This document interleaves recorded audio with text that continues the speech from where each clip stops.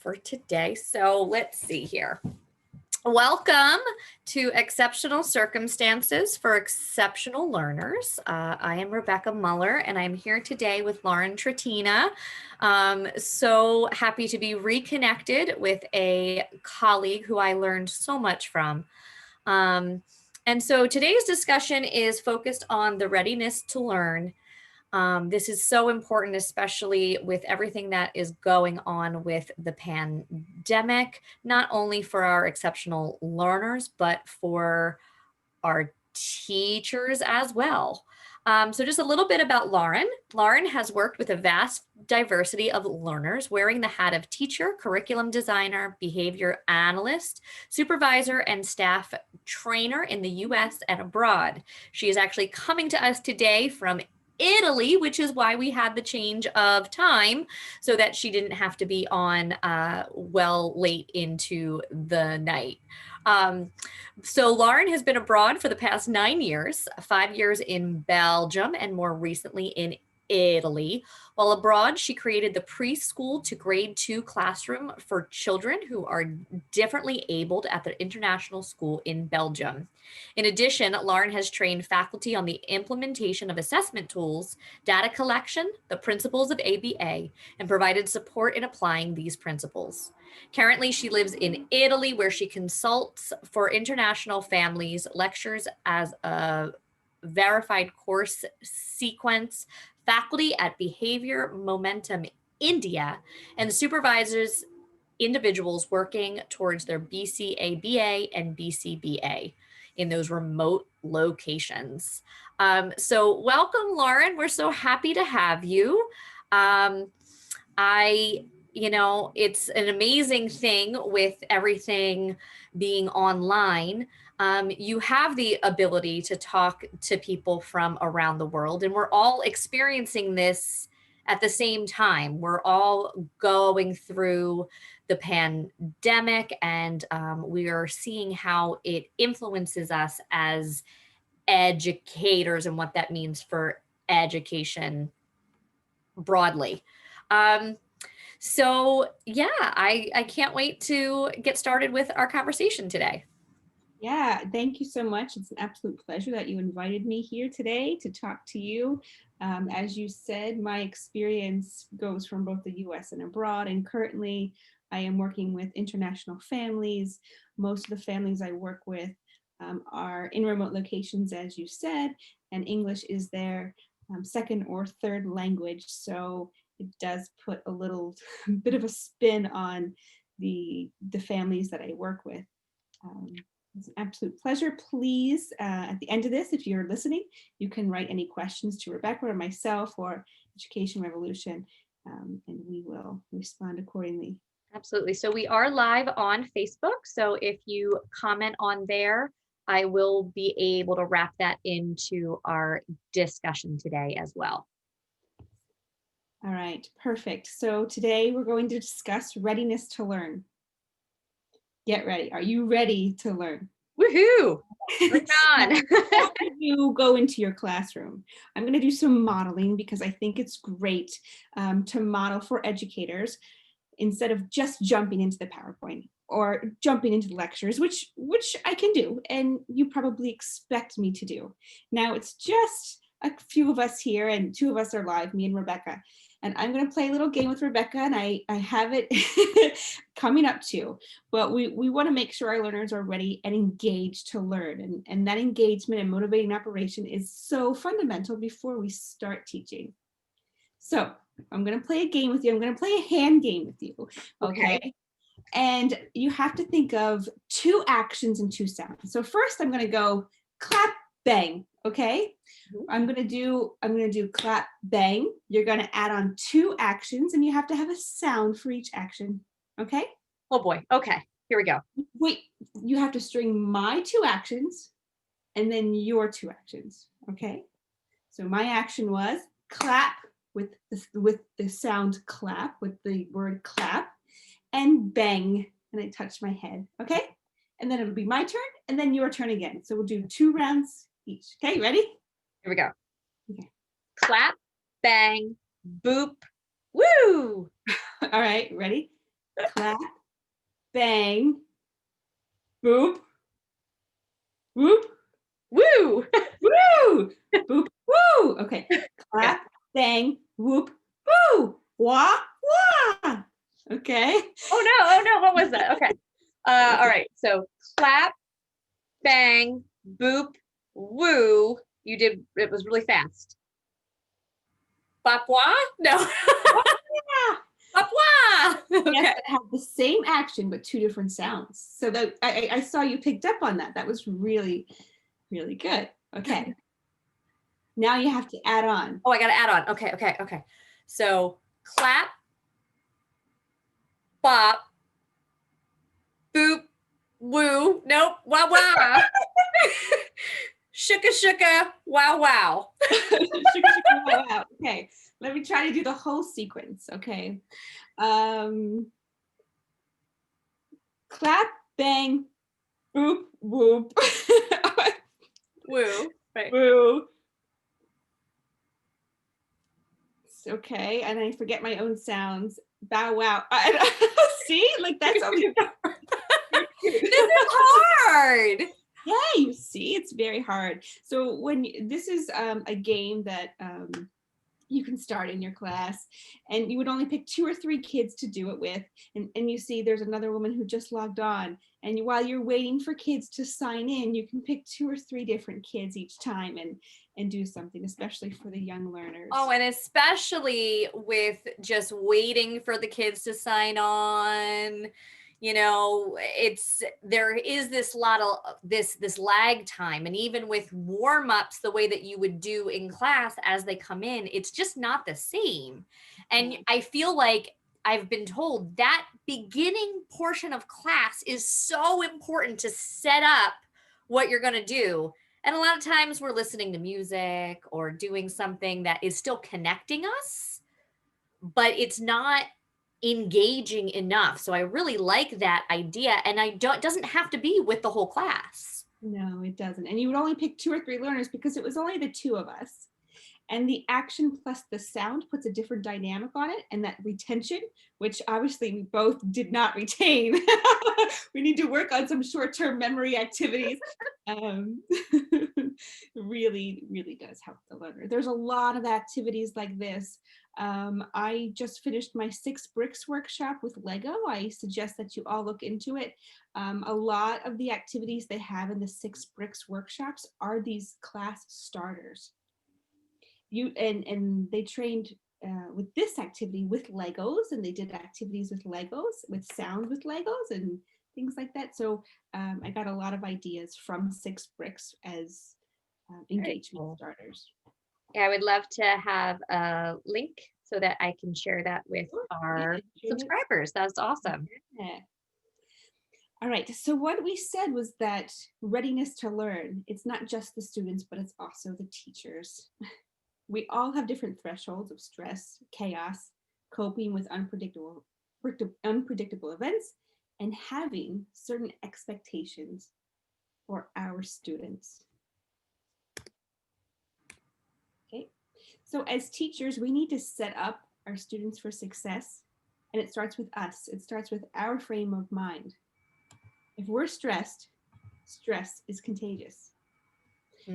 Another thing we want to think about is perfection. Are we aiming for all of our students to be perfect and sitting and this certain picture of our students? In life, nothing is perfect. Are we pressuring? Are we putting a lot of pressure on the students? And really, we want to frame it differently for ourselves and our students moving forward. And I think that goes to the idea of, do we want compliance or do we want them to be engaged in the learning? And I think those are two things that have been very misconstrued in the field of education. I think on the large end of things, we have gone away from everybody in rows, quiet, doing just specific things to we want to see kids that are engaged and asking questions. And, is so different now in the online environment because you can't set up those groups in the same way, so it's definitely caused us to have to reframe and rethink those go-to activities that we know work, and find ways to adapt them and make it so that they can be successful in whatever environment they're in. And that's such a hard thing to do, especially given this pandemic. However, I've seen some amazing, amazing educators, and we can do this. And it's the work like yours and everyone else coming together and sharing their ideas, and continually learning that's going to help us as educators. Absolutely. I do have to say, I haven't been in the US for nearly 10 years or inside of an American classroom in the continental US. So my experiences are a little bit varied than what goes on inside US classrooms. But yes, there is a big shift in learning. As you said, it's about the process and not so much about the product. Mm-hmm. Okay. So optimal learning.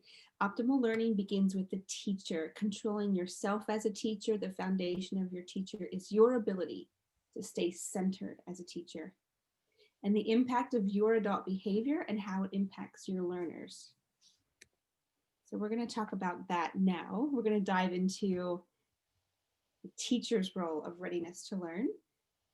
So as a teacher, what do you value most in your teaching or learning as a teacher? Think about that. What do you value? I think especially right now, it's just all about the relationships with the kids. I want to know that they're okay. I want to know that they are, not falling into despair, and that they are looking forward to connecting, and that we have some sort of bond that is going to keep them motivated to keep coming to class. And then eventually we'll learn too. But I know for me, that's something that is first and foremost. I had a college professor, Dr. Cavello, say that you had to reach them to teach them. And I just thought, like, okay, yeah, it makes sense. But the longer I teach, the more I really recognize this as such an important value in the classroom. Absolutely. Yeah, I would agree that it's that relationship building first, having them motivated, autonomous as a learner, creating a safe environment, learning in a positive way, engagement, as you said. And you talked before, Rebecca, about is it about task completion and compliance? Is it about completing the assignment regardless of their emotional state? You know, so yeah, I really hear your values, and I can relate to you. Yeah, I mean, so one of the things that we were talking about before is, you'll see a lot of teacher memes that say like Maslow before Bloom, meaning that students need to get their basic needs met before they can go on to these higher order thinking questions and really dive deep into curriculum. And I was actually challenged on this because I always have said that, you have to have your physical wellness, you need to have recognition of mental wellness. And then once that is established, then we can get into, the algebra, So, and what was said to me was like, we can't wait until all of those things are addressed. Sometimes we just have to march forward and be able to, um, you know, uh, what's the word? Cope, or to navigate around those hardships. And it really gave me pause, because in the pandemic, we can't just all just shut down because things aren't the way that they are supposed to be. And I think everybody has some sort of thing that they're sad about, whether it's not being able to see family or missing friends or just missing the things that made the day to day normal. So, yeah, we can't fall into a pit of despair, but at the same time, we can't ignore it. We need to at least address it and recognize it and make it a part of what we do. And it's really that social emotional piece. Yeah. It's looking at that holistic picture of the learner, every aspect of the learner.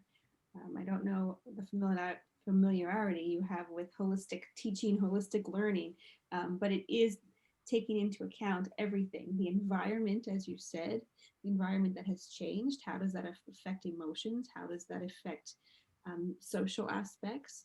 And how can we move forward embodying the whole individual?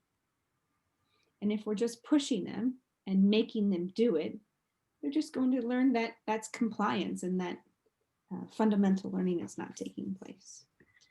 And then also, sure, they'll get it done. You can mark it in the grade book, but are they retaining it? Are they going to bring that skill in a generalized way?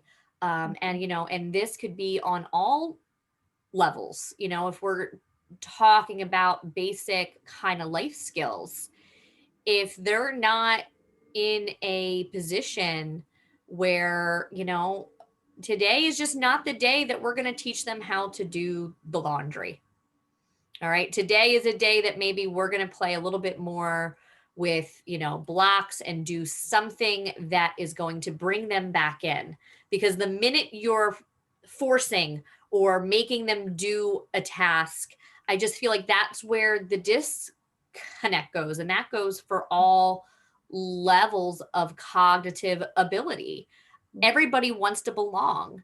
Everybody wants to feel like they are important in a system, and whether that's a classroom, a school. And so I think it's something that we really have to pay attention to. And I think, at least here in America, we've been so driven by standardized tests and getting the grade and getting the mark and getting the gold star, that I think we've lost some of the value of what is education. Are we training our kids just to go into a workplace? Yeah, And the that authentic, workplaces that we had from 10 years ago look different than the workplaces now. mhm. That authentic, meaningful uh, experience, that educational experience, those authentic experiences where you solve real life problems. That's where the learning happens. I just finished a great book by Aubrey Daniels, who really talks about leadership and how it wasn't a book about education, it was a book about leadership and about businesses. And I was drawn to it because if a business leader, what's the vision of a business leader, and what skills do you need in a business, and what are we teaching at school? And that's why I was driven to read it. And it said those meaningful life experiences that you used to have in school, and I think they're coming back now. Well, as the schools, the international schools that I'm in, they're having a lot of these real world problem solving as part of the curriculum. Yeah, I guess how to make the comparison of your experiences with exceptional learners abroad. What would you say is more of the focus? Is it the test scores? Is it more of a, like I've heard you say holistic, but is that your own philosophy, or do you feel like that is across the board more of the feeling when you're talking about Yeah. assessment? So I was really surprised my first year teaching abroad in an international school is that they don't have standardized testing. They did map testing twice a year. That's it. They didn't teach spelling or phonics until grade 1. It was about relationship building priority. They had 2 recesses, both for an hour in younger grades, because I set up the classroom pre-K to grade 1. And it was about community building. Hmm. and working together and problem solving and being in nature. So I had this beautiful campus and this beautiful access to nature. And all classes were required to go into nature at least one time a week for an hour. Required. Oh, wow. Rain, shine, snow. The kids were outside all the time. And at first I was in my mind, what's going on here? And then after a few years of being there, and that became the norm, I saw what a difference it made and how the kids can problem solve for themselves. And when they came up with a social dilemma, how they worked it out. And I'm sure that does happen in the US schools, but when I was in the US, I was there for 7 years prior to moving abroad. It was a lot about test taking and the pressure of testing. One week you would prepare the kids for the test, then the next week you would take the test.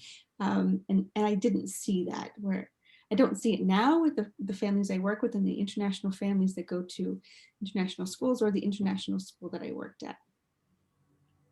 That was the They biggest. say that you can learn everything you need to know on the playground. That's a good one. And yeah, I mean, and from what you're saying, like I can even see that with my son.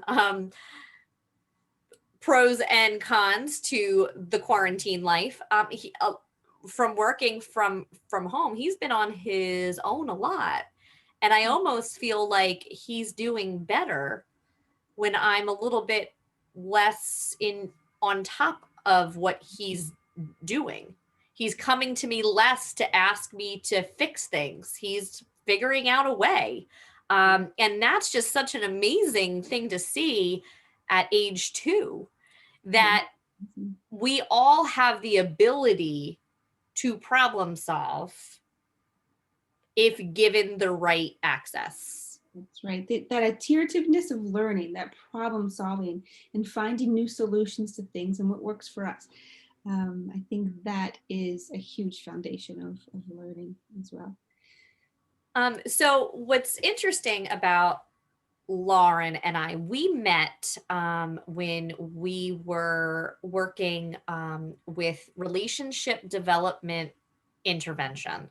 And I think that you can't help but to have that kind of shape your own philosophies, right? So when you're working with early intervention and you're working with the families, and then you go into a school-based setting, you're forever changed, right? You see how things work in such a different way, and you have that ability to work so closely with the families. How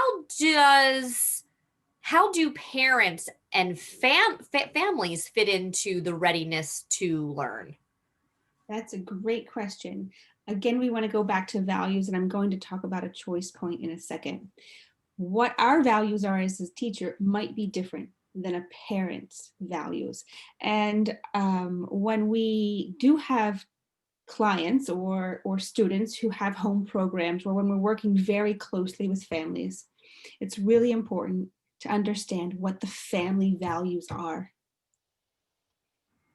And working with some families here, they might not know anything different than my values are purely academic.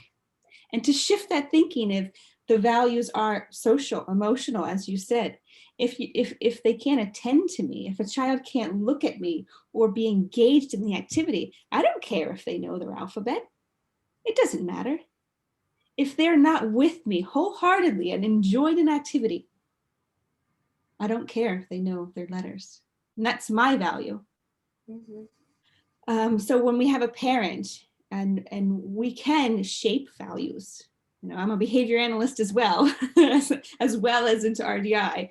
We can shape someone's behavior, and we can have them look at things differently. Mm-hmm. Okay? And I think that's a really difficult task, Rebecca, is how do we get parents to be ready to learn? Is we have to look at their values and what they are. Yeah, for sure. So with ABA, right? back when I was in school, which feels like forever ago, but I guess it wasn't that long ago, ABA was very much you do the task, you get a cookie. You do the task, you get a cookie, right? And there was a lot of debate as to what that did for the humanity of the individual. There were things out there that we were just kind of training kids, but not educating, right? So how has that changed? We talked a little bit about this when we were preparing, but I think that it's important to know that even these philosophies that, as we learn more, we've learned so much about the brain and neuroscience and knowing about the neuroplasticity of the brain. How has ABA changed? Yeah, so ABA now it's called the third wave of ABA now, and ABA is really taking into consideration private events, and this is debatable now in the ABA field. But we look at that person, we look at some other things that cause behavior such as stress and anxiety, and how that relates to a relational frame. How can we relate what we're learning, what we're doing to other things outside, and as well as behaviors, as an individual. Let's say that you were hurt in a car accident, and then you see the same car that rammed into your car going down the street, and now you have anxiety over it. The car didn't bang into your car, but it's the exact same car. And how does that create behaviors that we can observe? You're sweating, your heart rate goes up. So it changes that we're taking into consideration a lot of other things.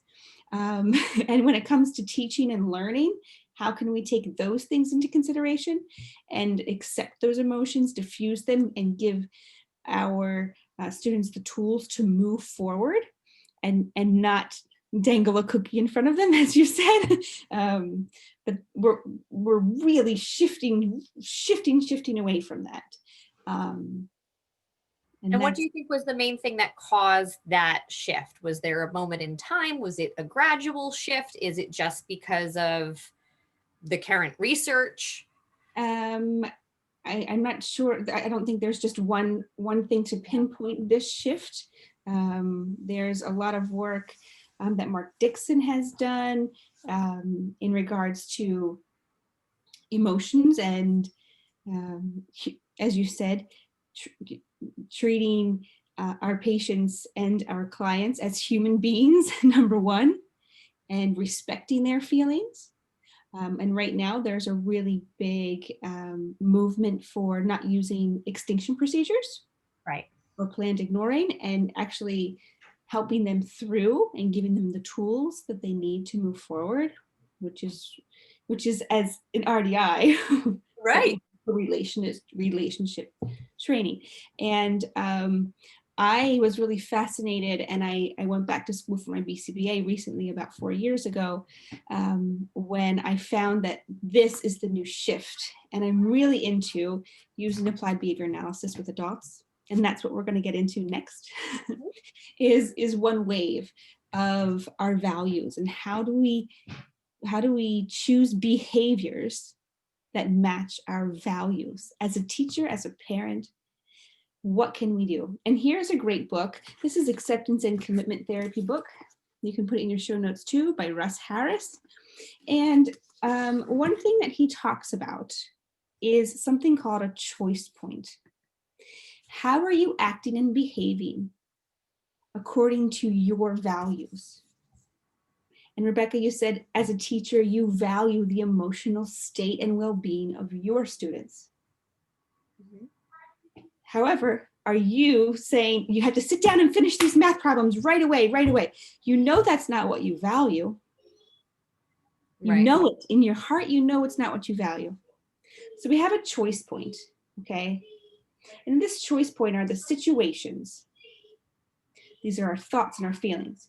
We'd have behaviors that go towards our values, and we have behaviors that go away from our values. And sometimes we get wrapped up in those behaviors that go away from those values. As you said, we got to finish those math problems, we got to get them done. But hold on a second.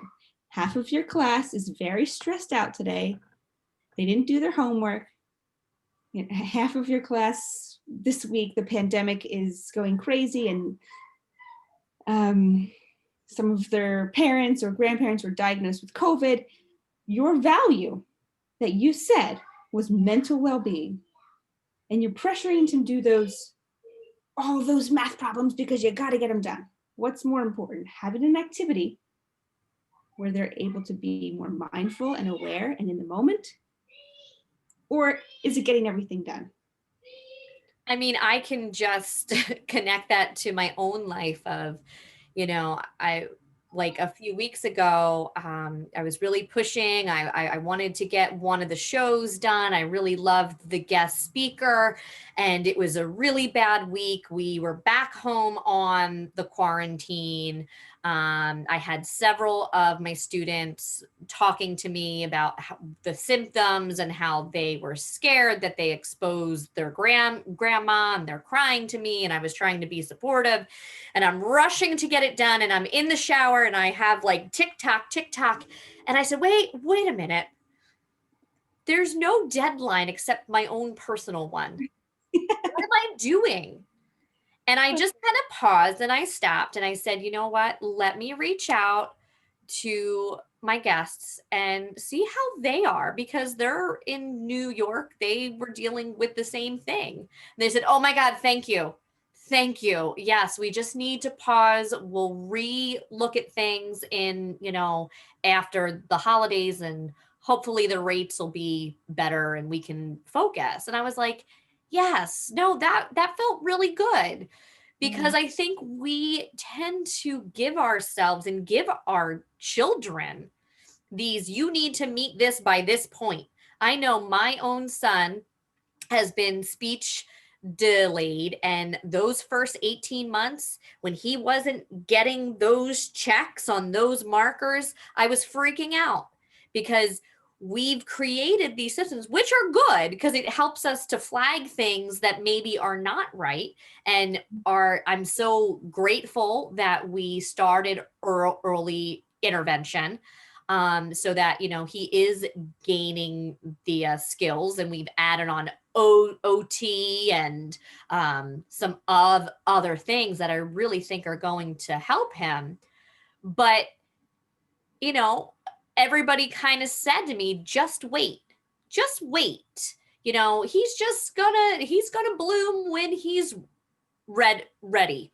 And I'm kind of on two sides of this coin, because I value data. I love a pretty chart, and check marks make my heart gleam. See? But at the same time, did I push him too much? Was he just not there yet? And I know early intervention is something we've really done a lot here in the States, with getting the pediatricians on board and getting systems within states to get the kids the services. But what does it look like abroad? Yes. So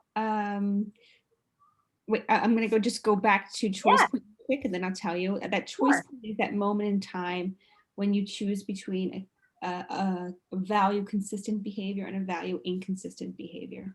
Okay. Again, for my son, he also was having difficulty chewing, and the pediatrician told me to wait until he was 5.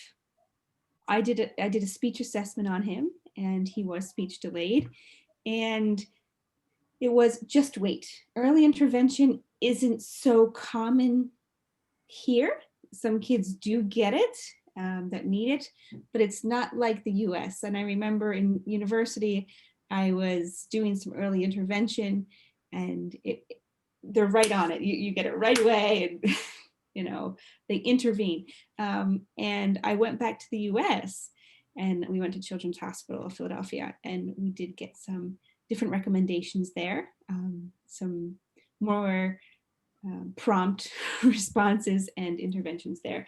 So I think in the US it's much quicker, and that's just my opinion. I'm not saying it is, by all means. And I'm not talking about any other country in Europe. I'm just talking about my own experiences. Sure. Um, Absolutely. It's so just it's interesting to me because, we get caught in those, okay, this is what I value, this is what I need to do, but you know, every kid is going to be different. Every situation is going to be different. And I think that's where this individualized standardization and trying to put kids in places when they're not quite ready just because they're age 12, maybe they're not ready to learn about integers. And I bring up math just because that's the world that I'm currently in. But like there are certain times that developmentally that child might not be there, but we've created these systems that say at this point you should be here. So if we're going to shift that, what are the mile markers and going to be so that we know when to go to the next phase with learning? yeah, that's a great question. I can't answer that one. No, that's just it's something to think about with everything that you're saying, the mindfulness, the wanting them to be able to attend before they get the ABCs. I completely agree, but like at what point is there a point where okay, like the interventions have to be that much stronger?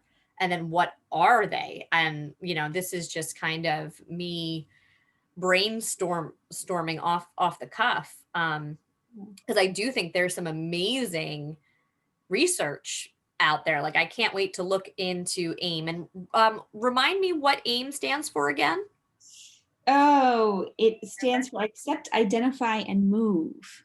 Okay. Yeah, I'm glad you brought that up. So that is another social emotional curriculum. That's a really great one. And that's by Mark Dixon as well.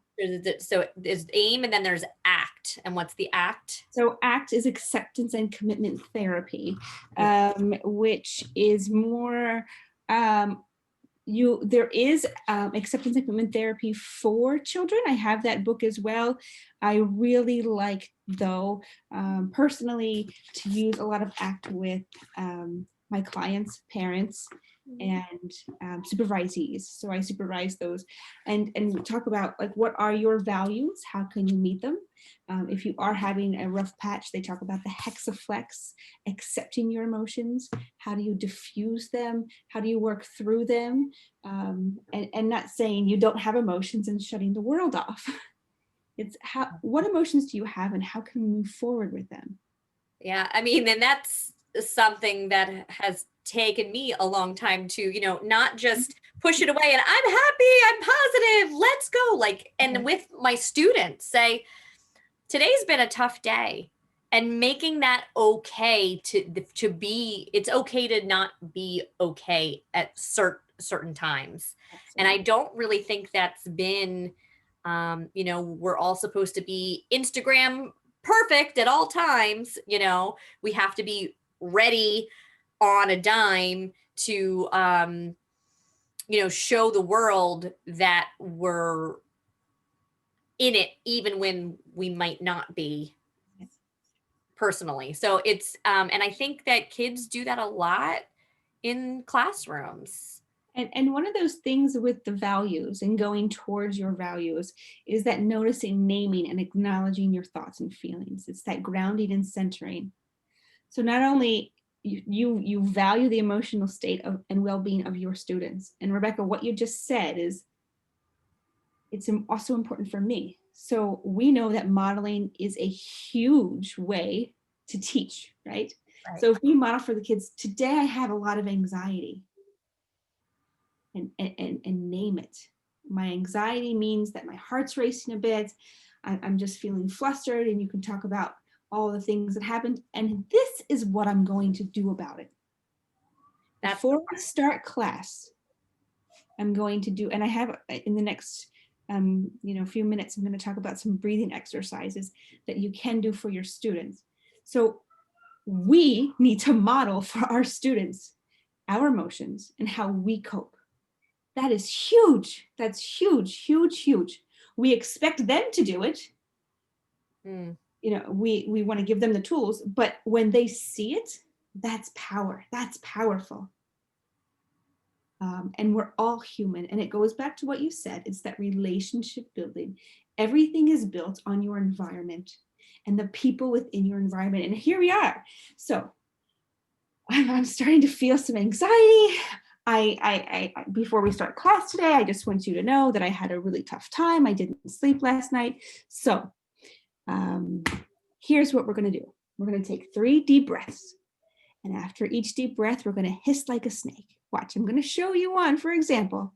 And then I want you to do it with me, okay? Watch. I'm going to breathe in my mouth. And when I breathe out, I'm going to hiss like a snake. Okay, are you ready to do that with me? I'm ready.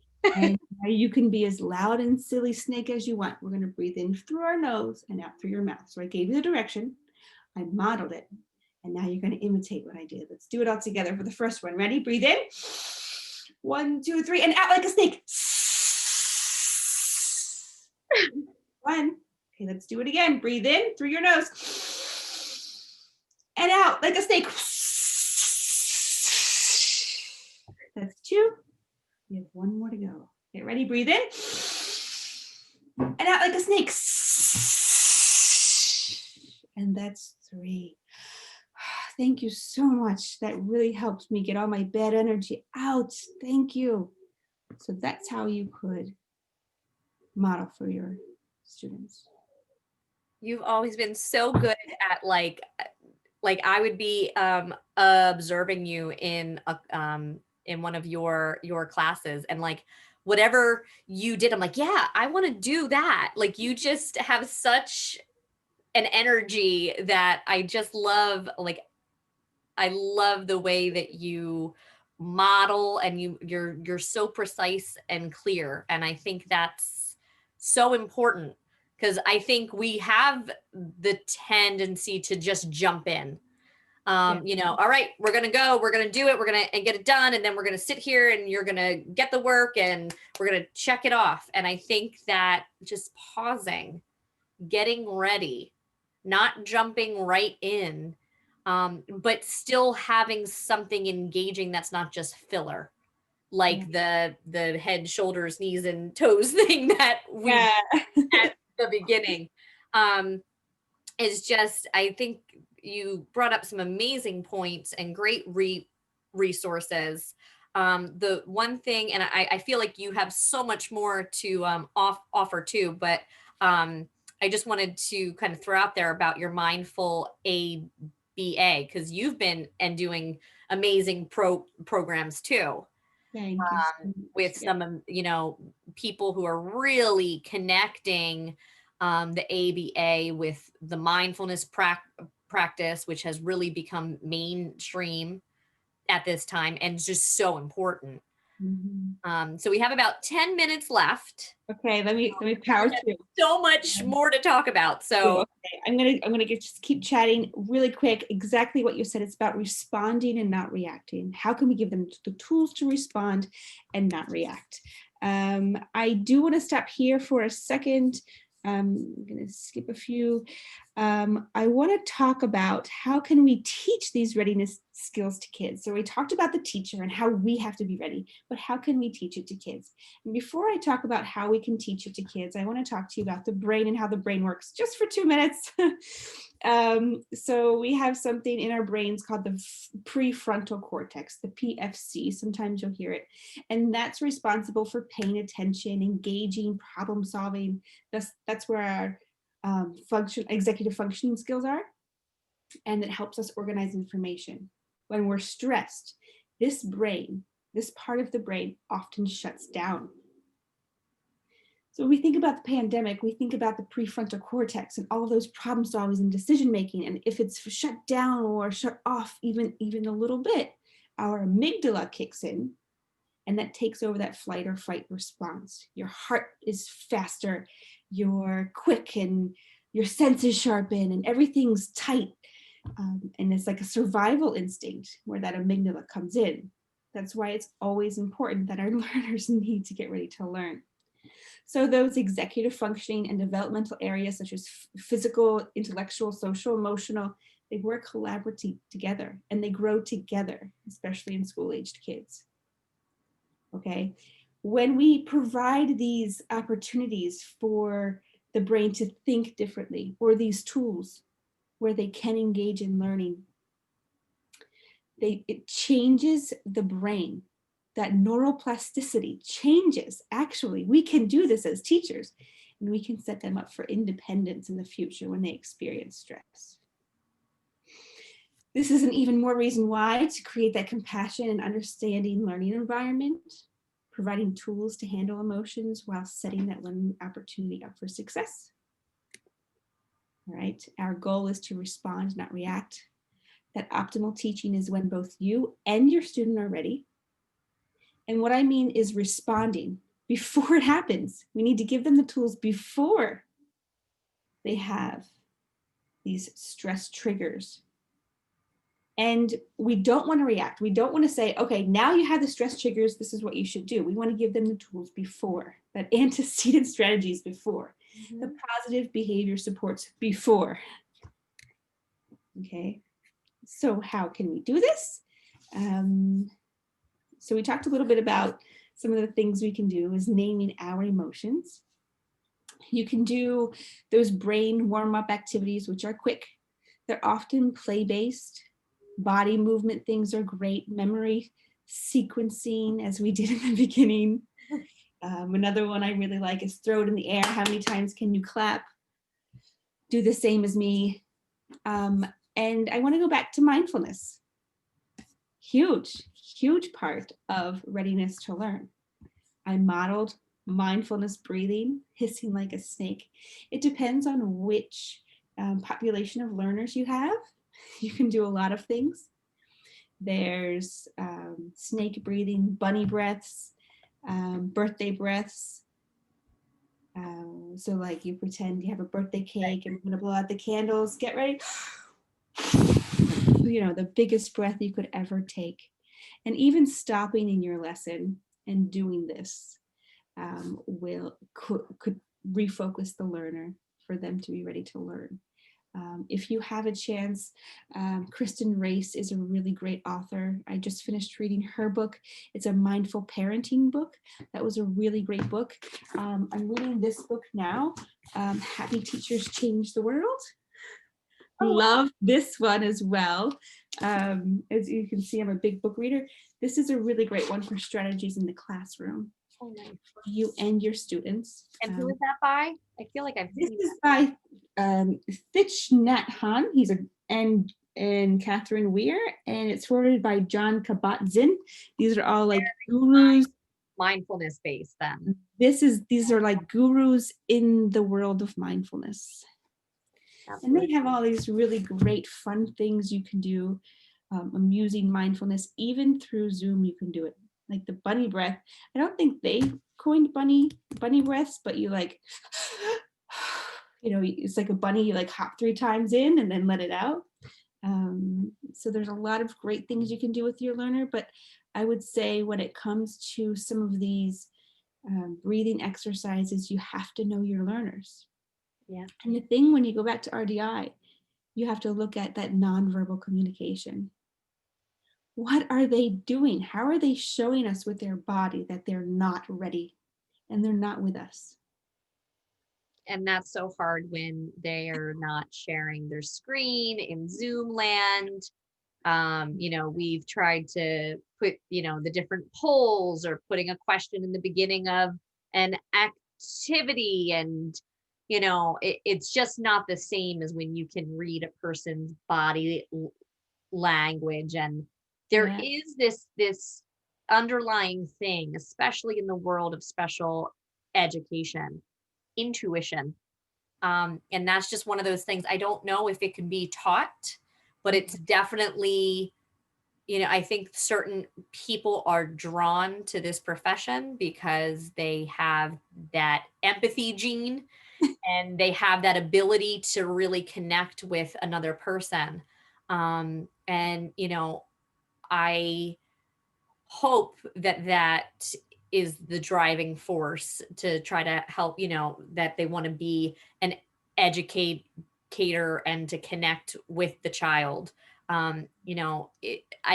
There's few educators that I've come across that are, in an elementary school or a high school just because they love the paperwork, right?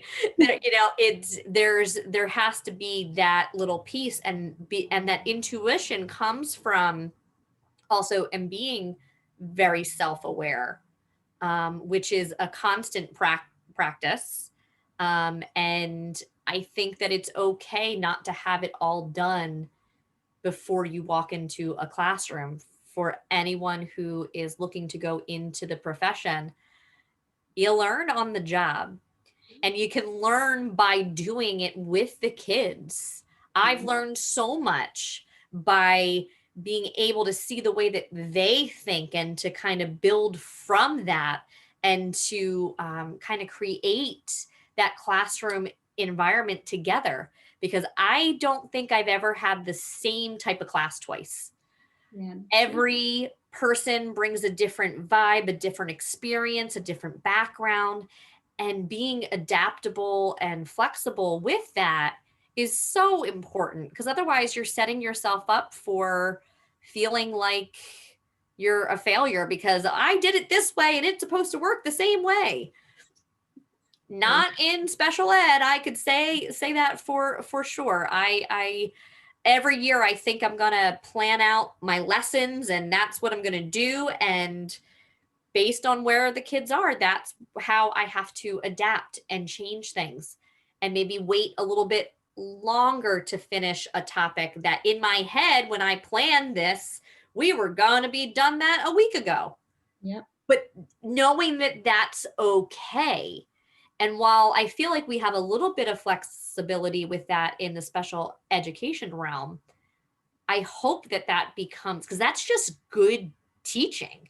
I hope that that becomes more of the norm for all kids. Yeah. I'd like to see that.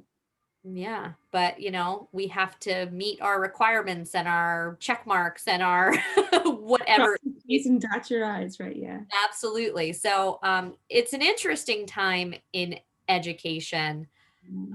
I hope that what we're experiencing is going to project us forward, and that through these amazing conversations with people from around the world, together we'll work and actually find some solutions to the problems that have been problems for a long time. I don't think there's one person that is going to come in and fix it all. But I think together and the collective energy of those who want to make a difference, that's really going to be key. But anyway, we do have to kind of wrap up. I feel like you have a ton more to talk about. So much more. I wanted to talk about keeping them in the zone, and when they get out of the zone, how to get back in the zone. But I'm going to wrap up now. Yeah. And by wrapping up, we're going to do one exit activity. Okay. Yeah. So, before you leave any class, any good class, you have an exit activity. Since there's a computer in front of you, you're going to push your chair away from the computer a little bit and find something you can place on your head. On my head? Hard on your head. You're going to balance it on your head. Okay, so look around your room. I found a little truck from my son. I'm going to try to balance it on my head just like this. Woo! I'm going to try.